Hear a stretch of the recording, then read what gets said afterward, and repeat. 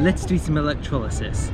There's a form in the description below that you can fill out and it will send you the answers immediately. But watch the video and see if you can guess it, what they are.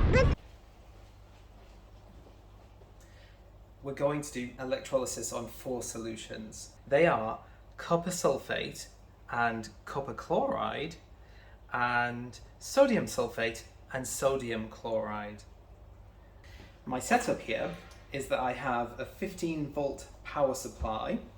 I have 2 electric cables, which are black and red, as you can see, so that we can identify the anode and the cathode. On the other side of the cables, I cut off the normal connector, exposed some of the wire, wrapped it round a carbon rod, and then covered the whole thing in glue from a glue gun, so that only the graphite is exposed. The reason I did that is because I want to put these into a test tube, which also has the solution, the electrolyte that we'll be using, and then I wanted to put the whole thing into a 250 milliliter beaker. Then I can just turn on the power and I can observe it and I can collect any gases that are produced. On the right is the positive electrode, the anode, and on the left is the negative cathode.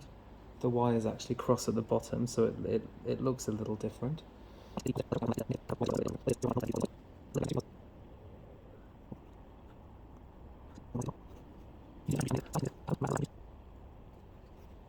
Cathode.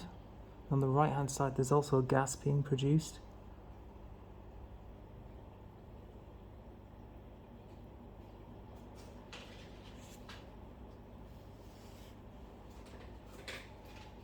On the left hand side you can see we've got the black cable coming into the cathode, and on the right hand side we've got the red cable which is going into the anode.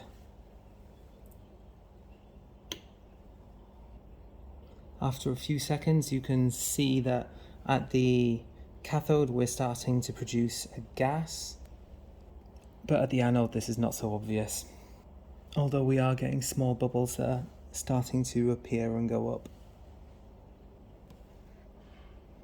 I've got some universal indicator here. One of the things that we expect to happen as a result of the electrolysis of sodium chloride is that the water becomes more alkaline.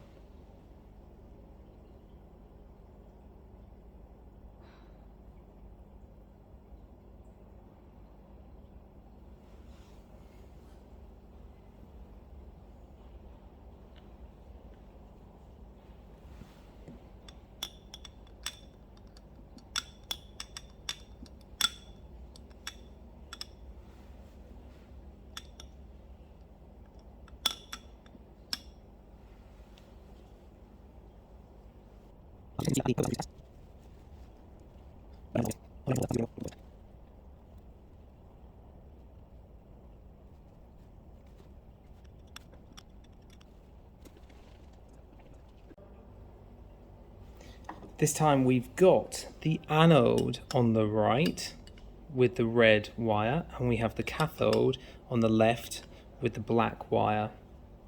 And the solution is copper sulphate.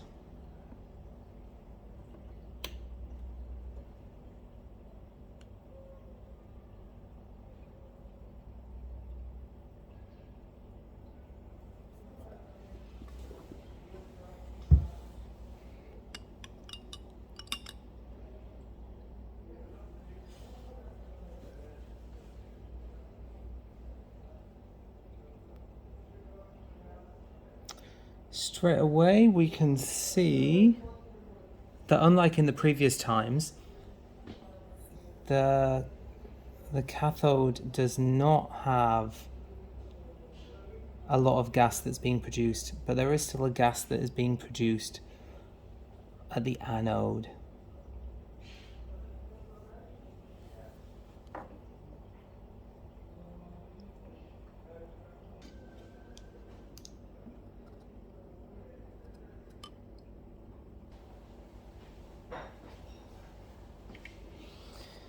I've just been fiddling with the solution, and what I was trying to do is I was trying to make it easier for the solution to circulate, for the ions to essentially move, but I accidentally lifted one of the test tubes too high and let some gas in. Well, we weren't getting any gas produced there anyway. In this final setup, we've got the copper II chloride, and on the left we've got the cathode, and on the right hand side we've got the anode, and this time we're holding them in clamp stands to try and increase the ability of the ions to move between the solutions.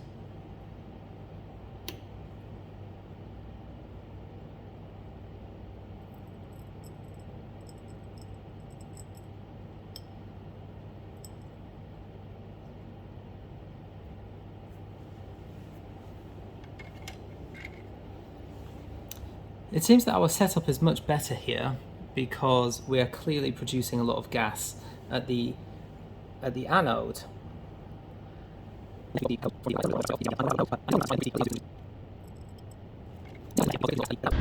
So how was that? Did you get the right answers? You can keep watching for some description of the videos to see what was happening at the different electrodes.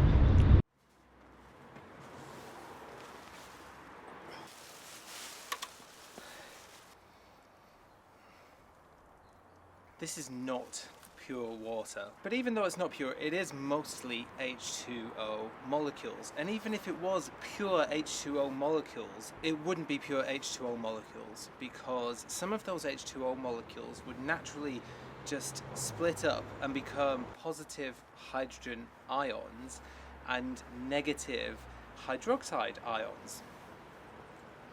This is relevant because in electrolysis, that means when you put something into water to dissolve it, for example, sodium chloride or table salt, you don't just have positive sodium metal ions in the solution and negative chloride ions, you also have some positive hydrogen ions and some negative hydroxide ions. At the cathode, the negative electrode, it will electrically attract positive ions, and in the solution, yes, we have the sodium ions, which are positive, but we also have some hydrogen ions naturally because it's water. And to determine which one is quite easy. We just need to look at the reactivity series. The most reactive element will stay in the solution. That means that anything that is above hydrogen will stay in the solution, but if the metal is below hydrogen, then hydrogen itself will evolve from the solution as the diatomic hydrogen gas. So the anode is the positive electrode, and that will electrically attract the negative ions. In the case of sodium chloride, there are two negative ions. There are the chloride ions, which are just one chlorine atom that have an extra electron, and the hydroxide ions. So both of these are competing at the anode to get rid of their electrons. In this case, the rule at the anode is if there is a halide ion in the solution, then usually the halide ion is the one that comes out of the solution. So in our case, let's say it's the chlorine from the sodium chloride. So the two chloride ions will lose an electron each, and then they will bond together and they will form the diatomic chlorine gas and come out of the solution, meaning the hydroxide ions don't come out of the solution. If there are no halide ions in the solution, then it's the hydroxide ions, and the hydroxide ions ultimately form oxygen gas, which evolves from the solution. This is always really difficult to collect when I do the experiment. And in this experiment, I think I failed to basically collect the oxygen gas. Oxygen is a very reactive gas, and so it can end up reacting with your electrodes. The electrodes that we use in this need to be electrodes that are not going to react. And so the cheapest inert or unreactive electrodes that we usually use are carbon. But if we have something like platinum electrodes, that's even better. The complication comes if your solution is concentrated or dilute. If your, say, sodium chloride is concentrated, then the halide ions would come out. If it's dilute, oxygen would be the gas that evolves. We used 4 solutions. 2 of the solutions had sodium as the positive ion, and 2 of the solutions had copper as the positive ion. Two of the solutions also had chlorine as chloride in their ionic structure, and the other two solutions had sulfate, so sodium sulfate and copper sulfate. Where there is a halide present, the halide is the one that evolves, as long as the solution is concentrated enough. Where there is not, oxygen is supposed to evolve, but you can see in the experiment it maybe didn't work so well. On the cathode, because copper is less reactive than hydrogen, copper starts to form, elemental copper forms on the graphite, and you can see that as a change in colour on the graphite. For the sodium chemicals, sodium does not form because it's more reactive than hydrogen, so it's the hydrogen that gets the electrons and evolves.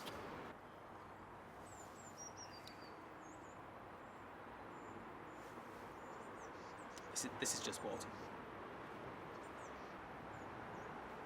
This video actually comes to you across quite a lot of time and space, because when I started filming it I was in Hong Kong in school and the weather was quite nice, I guess. I think it looks nice in the video compared to now, but now I'm finishing it, I'm actually in England and I'm just sitting in the garden, sitting on a plastic bag because it's really frosty and everything is freezing cold, which is also why I'm wearing so many clothes here.